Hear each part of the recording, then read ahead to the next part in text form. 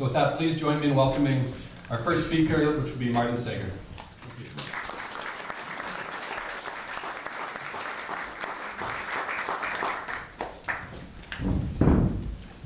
Well, good evening, everyone. It's great to see so many faces that I recognize, actually.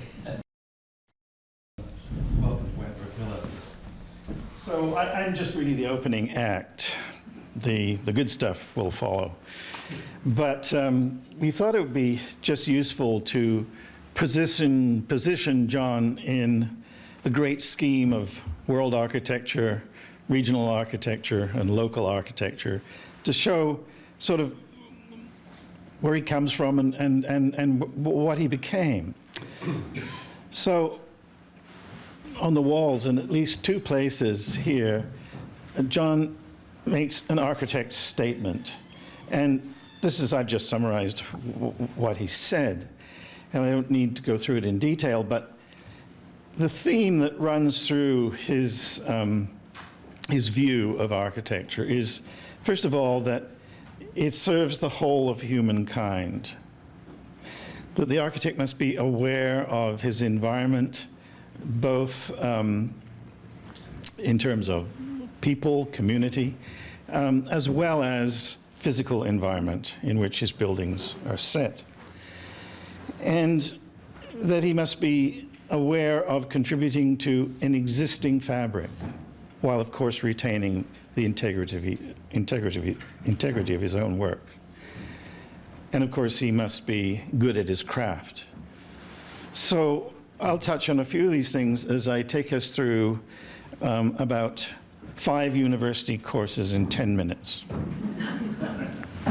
So first of all, the isms. And I purposely tried to avoid the ism except for one, as you can see.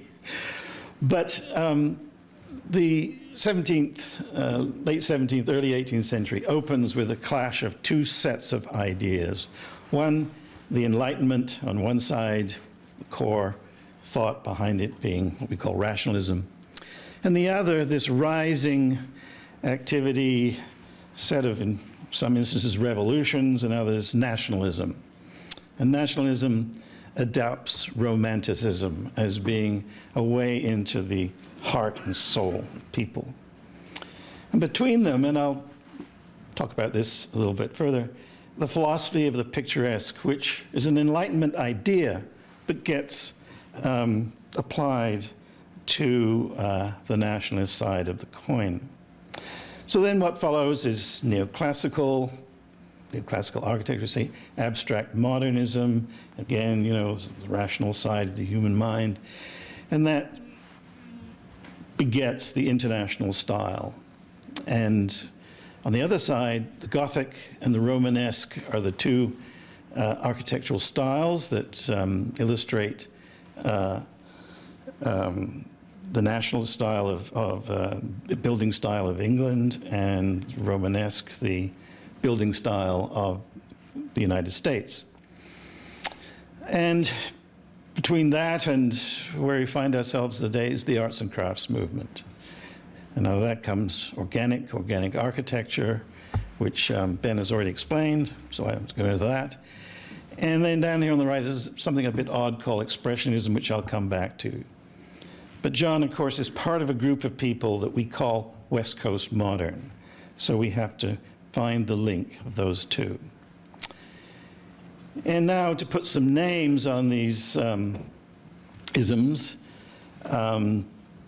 Inigo Jones on the rationalism side, introducing the classical, particularly the Greek, to a lesser degree the Roman, but mainly the Greek style to 18th and early 19th century England. And then on that side of the coin comes abstract modernism, Walter Gropius, Corbusier, the Bauhaus school being there. And ultimately we find ourselves with the international style represented at the bottom there by the one of many, but of course, the Seagram building in New York by Walter Gropius, coming from Europe to America in that way. On the other side, we get Barry and Pugin together building the Parliament buildings where at the critical moment, Britain decides, well, wait a minute, we've got a classical palace on our hands here. So they bring in Pugin to decorate it with Gothic detailing, thus putting it in line for the surge of Gothic architecture in the UK in the 19th century. And H.H. Richardson, important in the United States for developing their, quotes, national style, using a robust Romanesque, as some people call it. The arts and crafts, many people here, of course, fairly knowledgeable about that. We get William Morris and his partner Webb building the Red House in England, a combination of Gothic vernacular architecture and the Queen Anne.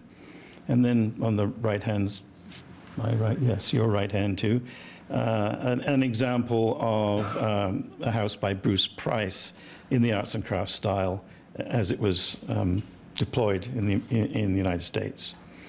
And from that, we have Frank Lloyd Wright, who bore down on the principles of the arts and crafts, but interpreted them in terms of the American landscape, particularly the American Midwest, and later the West.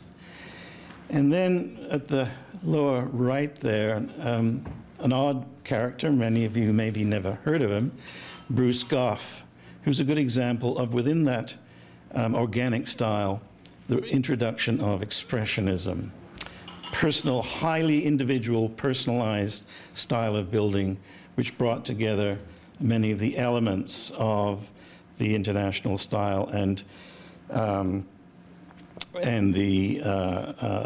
Wright's organic with his own, as a highly inventive approach to it, and we'll see a bit of him too. So on the West Coast, modern side, we have, for instance, we'll see an example of this, Ron Tom and Ned Pratt, active here just after 1950, building the West Coast modern house type, which becomes extremely popular here during the 1950s and 60s, and produces, within which set of notions and ideas John de Castri worked. So the roots of Victoria, we find ourselves end of the 19th, early 20th century, fully adopting, buying into the arts and crafts of both the American stream and the British stream. And we see that confluence influences represented perhaps in the major institutional come domestic building of that period, being the Government House, built in 1903, which brings together the American shingle style, the English Queen Anne, and the arts and crafts movement within what's called the picturesque aesthetic tradition. So locating buildings in the landscape for an unusual and perhaps sometimes quite often stunning visual effect. Abstract modernism comes to Victoria with the work of people like Percy Leonard James, and James was directly influenced as a result of his trip to England in 1932-33, where he first saw in the round, as it were, modern Bauhaus style architecture. And he built 2 or 3 buildings here in Victoria. Never really took off as a style here, but was a major sort of attraction on the landscape when it was added.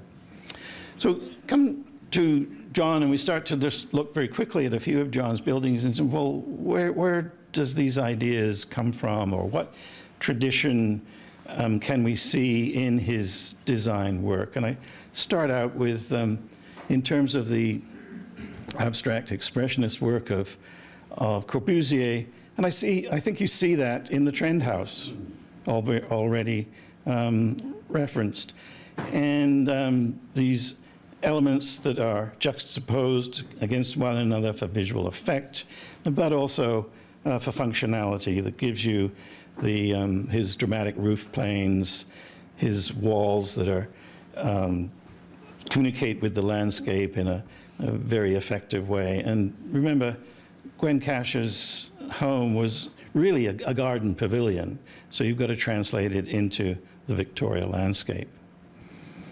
American Organic with Frank Lloyd Wright. We see his famous house. Everybody knows this, of course, Falling Water, Bear Run, Pennsylvania. Few of you might be familiar with Taliesin West, which was his architecture school that he built in Scottsdale, Arizona. That brought together a lot of these, his landscape, integrating with landscape and using the materials of landscape in quite dramatic ways.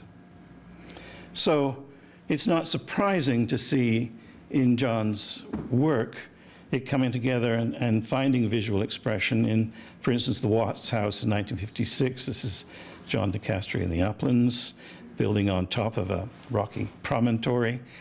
And on the right-hand side, the Thompson House, just over here in Rockland, which kind of cascades like falling water down the side of the Rockland escarpment into Francis Wood Street. The other side of Frank Lloyd Wright's work was his prairie style, which hugs the ground, usually expansive wings, hovering roof planes, bands of windows. And I compare this to the Acton House in Uplands. It's a drive-by, very difficult to see. But on the right, some of the details, the trellisage that comes right out to the street leads you in about 40 feet to the house itself. And his use of Roman brick, this striated brick courses, which even here, as you can see, are used in the walls that surround the lot. So coming now to the West Coast in the 1950s, we see the Mayhew House, which Ned Pratt and Ron Tom designed and was built for the Mayhew family in the Uplands. And the sort of the track of that comes via Richard Neutra, who actually trained in Europe, remember taught at the Bauhaus briefly, and it's the Miller House, the Kaufman House is not shown, but the Miller House here in Palm Springs, where you get houses that sort of almost disappear into the landscape, and quite purposely so. They become part of the landscape. So with John's work, as you can see, and we show some of his design drawings in the show, you can see where these notions come from and what they're part of.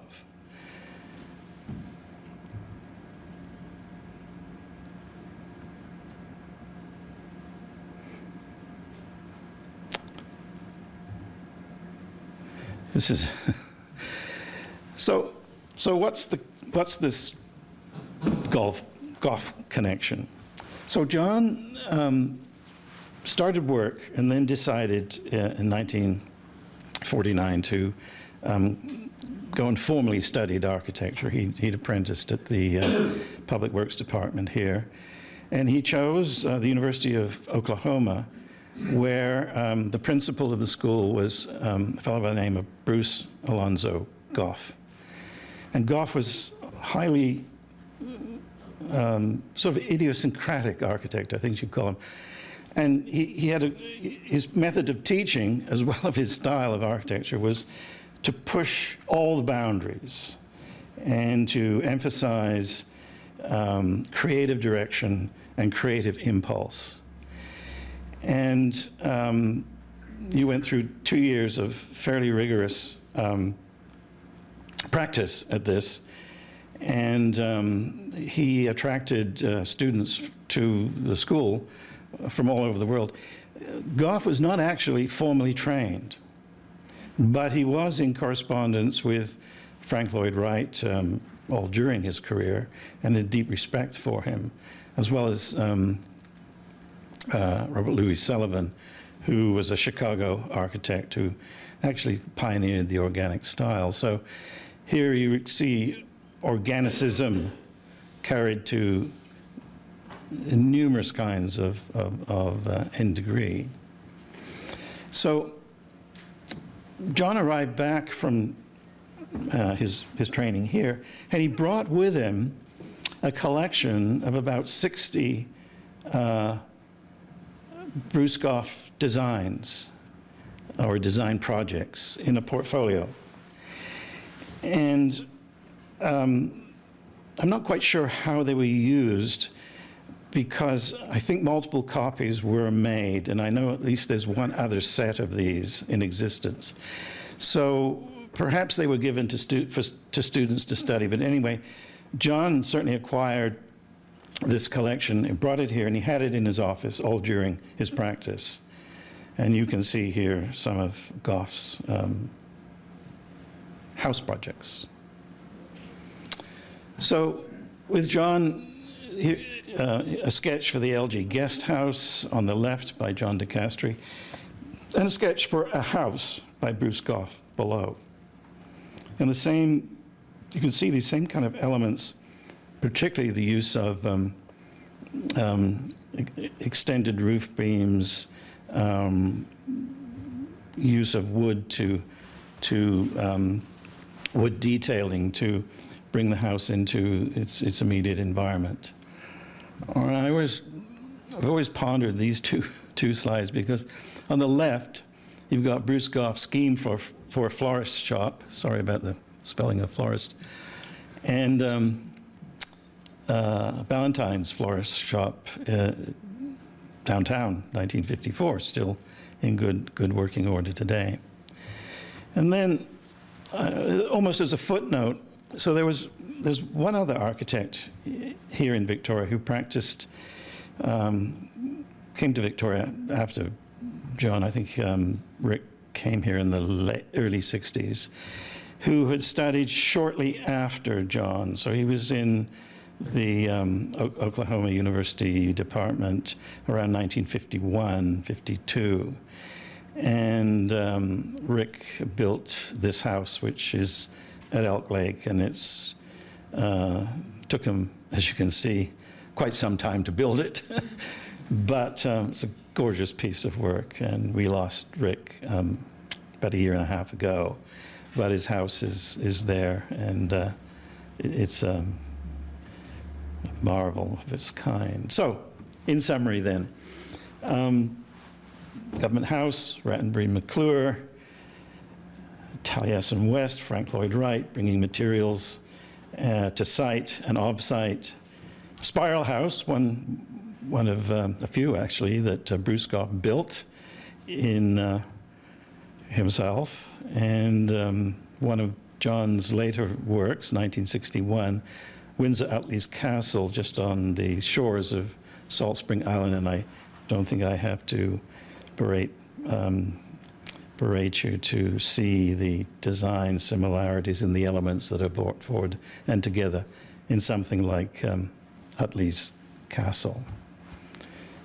And as they said famously at the end of the cartoon, that's all, folks. And we'll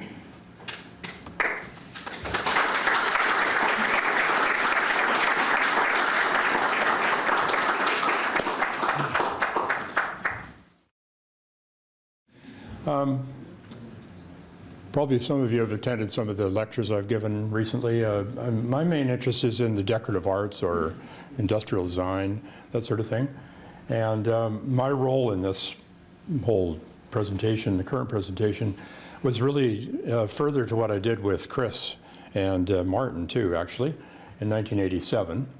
And Chris had got this brilliant idea of having an exhibition on John de Castri. And I volunteered to make these panels for him, and so these panels are now about 35 years old, most of them. But little did I know that Chris had probably spent years accumulating photographs, going around taking pictures of de Castri's work. And Some of them are really very professional, and it's through Chris's photography that I learned a lot about Bruce Goff. So at every opportunity, I'd go around and find his houses, and quite often you don't get a chance to go in them, but occasionally we did knock on doors and have a look. So this is the original exhibition that was put up at the UVic Library.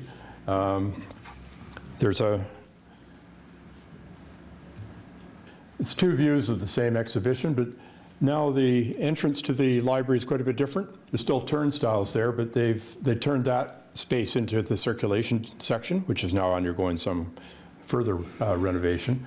But it was a nice little exhibition. I think we had 35 to 40 panels. Most of them that we see here were in that exhibition. We devised a system for mounting, which we've used here as well. And over the years, of course, they got damaged. They've been shown other places, and some of the photographs scratched. The black panels were scratched, and so we did a lot of restoration on those.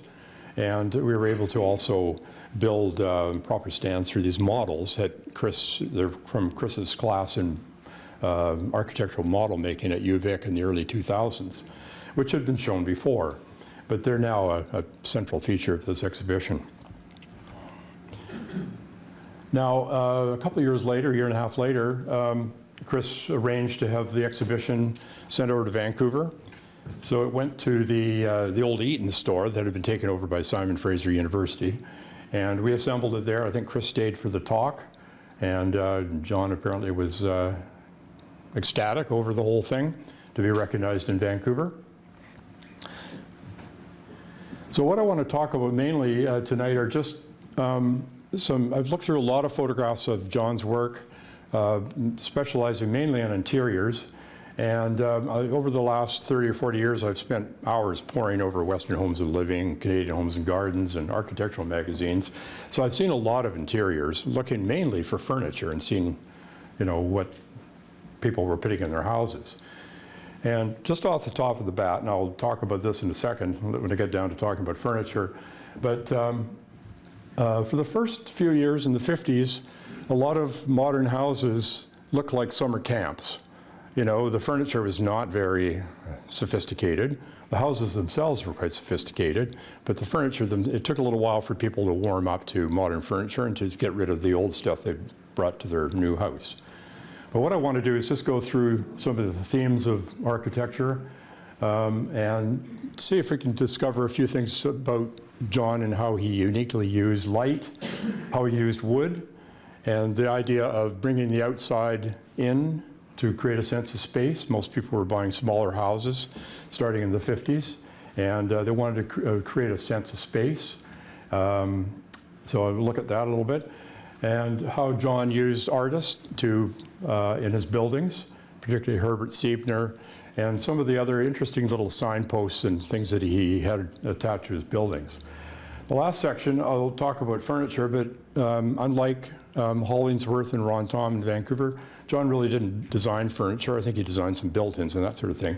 He didn't design furniture, but what did some of these interiors that John designed, what did they look like with locally made modernist furniture? So this is a picture of the main, I guess it's the main meeting room, the sub, before its renovation in, I guess, the late 80s, early 90s.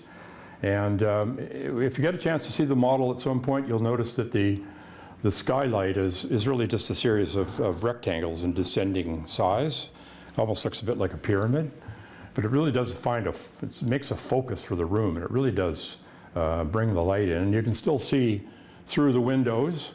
You can see what at that time was probably dirt and fields. It wasn't a developed campus at that point. In the swimming pool that he designed, Crystal Pool, there's two very large skylights that just bathe light all over the water surface. That was another technique he used. This is a particularly sophisticated building. He's used these arches, and because the roof has a particular slope, the arches descend in size as you get towards the altar. And you're looking at the entranceway to the church right there. And there's a row of clerestory windows up at the top that provide light and sort of illuminate those arches, which are extraordinarily interesting anyway to look at. But he's got these clerestory windows that bring light into the interior, and then the big window at the entrance. Here's the Smith residence. It's out near the Colwood Golf Course, and there's the use of a clerestory window. It's a quirky house. It's made up of segments of circles, and I'll show another picture of it earlier or later in the slide presentation. But there's a ramp that goes up. The entrance level is about 3 feet below the living room. And you can look down on the dining room. It's on the lower level, but there's a circular ramp going up, and there are large windows, but the clerestory windows just bathe light over the ceiling and make it a lot lighter inside. This is the Ransford residence in Saanich, and I put this slide in just to show the size of the window that presumably went into the living room. And there's also smaller windows by the dining room. And this is an indication of how people were starting to live. They wanted to be able to flow from the inside of their house to the outside, have their dinner outside on a patio, and have all the surfaces of their house just close at hand. And it allowed a lot of light to come into houses, although this is a big one, allowed light to come into the interior and brighten it up. Now, about when John started his practice, there was probably a movement throughout North America it started in the arts and crafts movement, where people began to appreciate wood and marble and natural materials for what they really were. So it's not a case of hiding the wood, painting over it, but just expressing things with wood, using grain and color as your interior. So John started his practice just at the time, of course, when the BC forest industry is booming, and we'll show a picture of the Trend House in a minute, but that idea of promoting wood across the country to other parts of the country where brick had been a traditional building material was very much in the news. This is the Day House in Oak Bay. It's on Lincoln. I think it's been renovated. And this is an interesting shot of the interior. It shows Morris and Bush furniture, and the reading says up there, time was when plaster and wallpaper primly covered wooden walls inside a house, but inside today's houses, wood has proudly come out of hiding. So this whole idea that you don't paint it, you finish it with something, maybe not, and that wood was perfectly acceptable. So the furniture in there is very, very minimalist, and it's interesting. If you look around, I think there's some pictures of the Day House. I always thought that Chris had taken pictures about 1954 when they brought their old furniture in, but in fact, I think Chris took a picture of it more current, and it's new furniture they brought in, and it's really dowdy. They couldn't live with this stuff. It was too Spartan. So this was maybe they existed with this for a number of years, and I borrowed some furniture from Mrs. Day. I remember in the 80s, borrowed a coffee table, and I've been in the house several times, and it was somewhat this way, but it obviously brought new things into it. This is the Victoria Trend House on Richmond, and at the time they were trying to promote hemlock. It was called the Cinderella wood. It was a wood no one was using. And so they're trying to promote hemlock, and according to the Western Homes and Living article, the entire inside of the living room was clad in hemlock.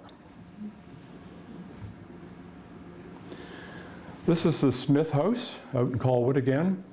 And on the right-hand side of the picture, you'll see shingles. They use shingles on the interior, and there's the ramp. You can see the ramp going up on the right-hand side, and then there's this screen. The dining room is down below, and the living room is up about 2.5, 3 feet above the dining room. But the interior of the house has shingles in it. Quite unconventional. We had an opportunity to look at the Skilling's house that came on the market a couple of years ago. So we walked through when everything had been removed. And this is particularly interesting because Castri used exterior cladding that goes right from the small wall there by the door. It goes right out into the outside. It's used exactly the same siding that connects the inside of the house to the outside.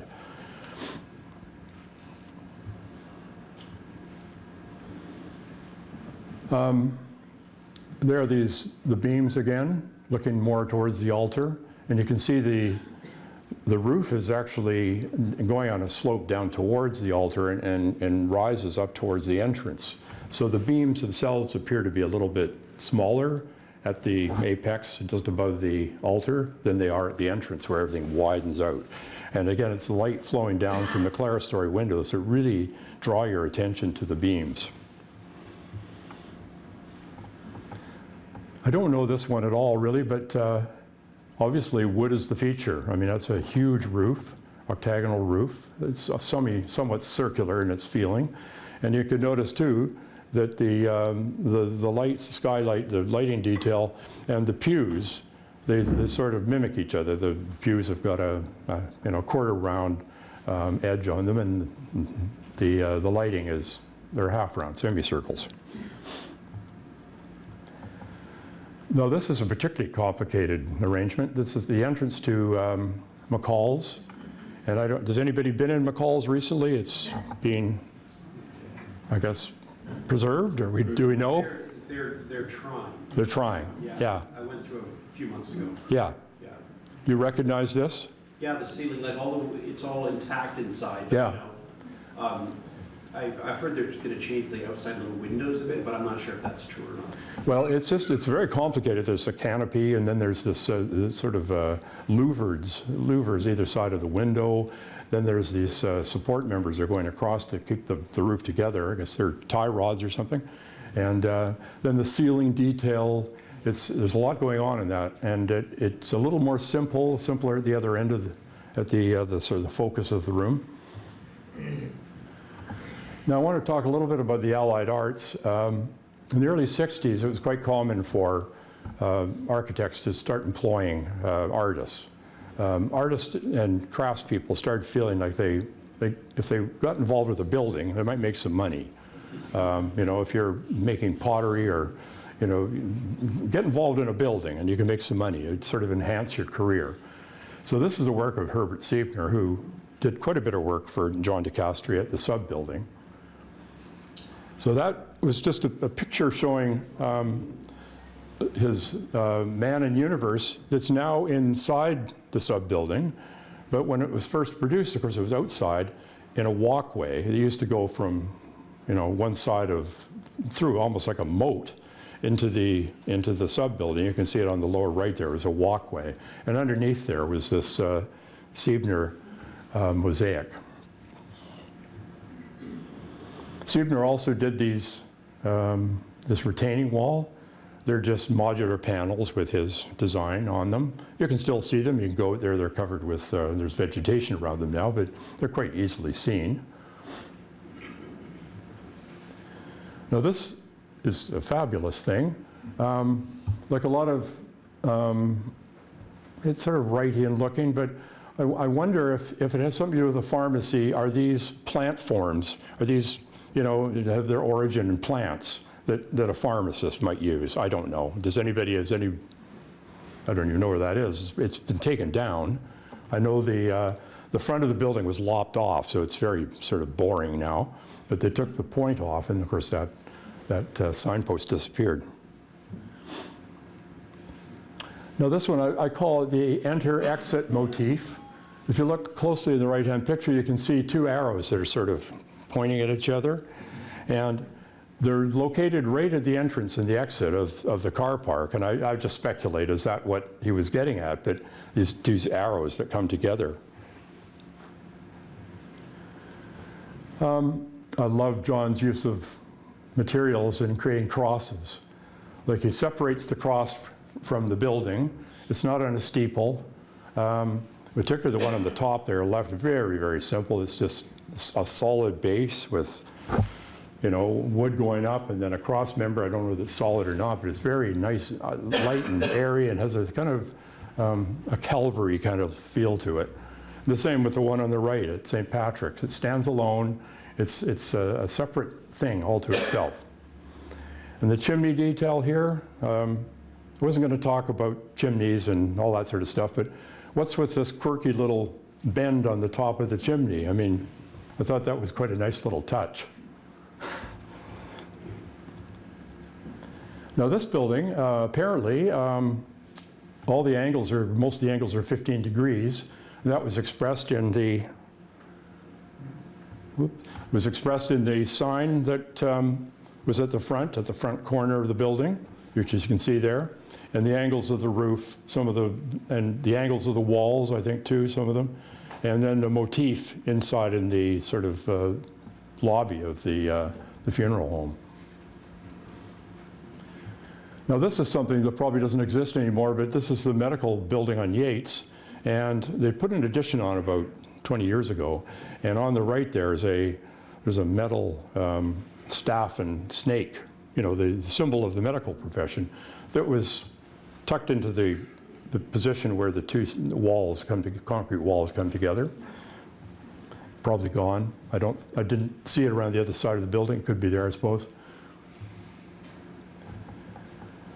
This is the inside of that same clinic, and there's a number of things going on here. Obviously, the people waiting, the waiting room furniture, which is very Spartan, and that view, you can look out the window and see across the street to buildings that no longer exist. But it gives it a sense of space. This is a renovation that John did, Mackenzie residence. That's the dining room there, and you walk right out into nature.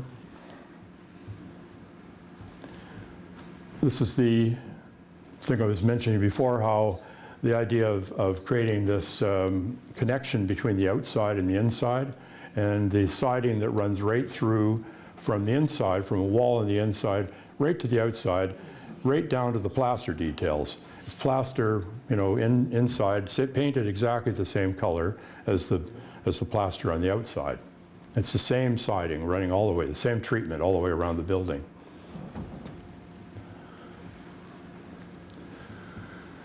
This is the Ransford house again with their patios.